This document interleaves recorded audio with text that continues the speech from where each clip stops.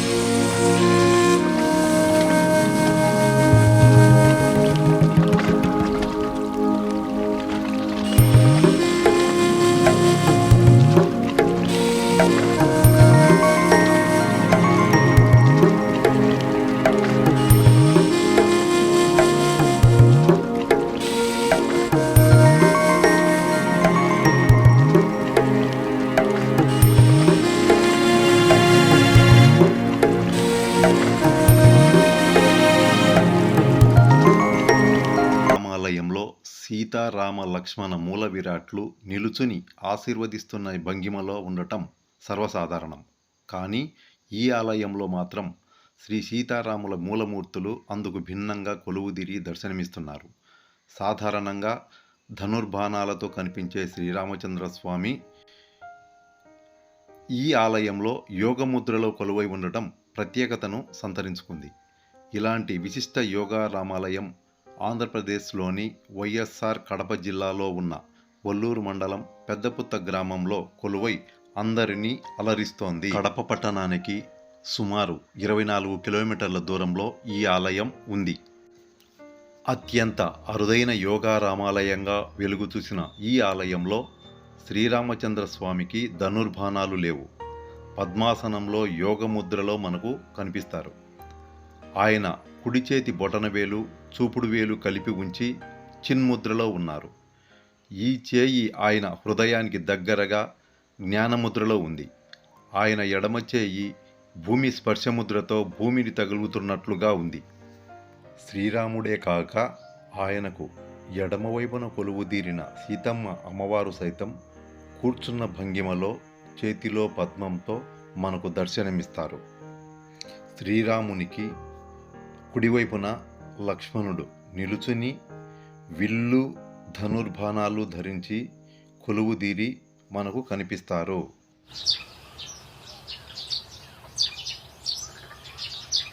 వీరికి అభిముఖంగా ఆంజనేయ స్వామి యోగముద్రలో మనకు దర్శనమిస్తారు.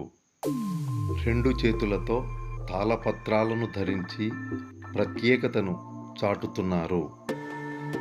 సర్వసాధారణంగా విష్ణు ఆలయాలకు ప్రధాన ద్వారంతో పాటుగా ఉత్తర ద్వారం ఉంటుంది. కానీ ఈ ఆలయానికి తూర్పు ప్రధాన ద్వారంతో పాటుగా దక్షిణ ద్వారం కలిగి ప్రత్యేకతను సంతరించుకుంది.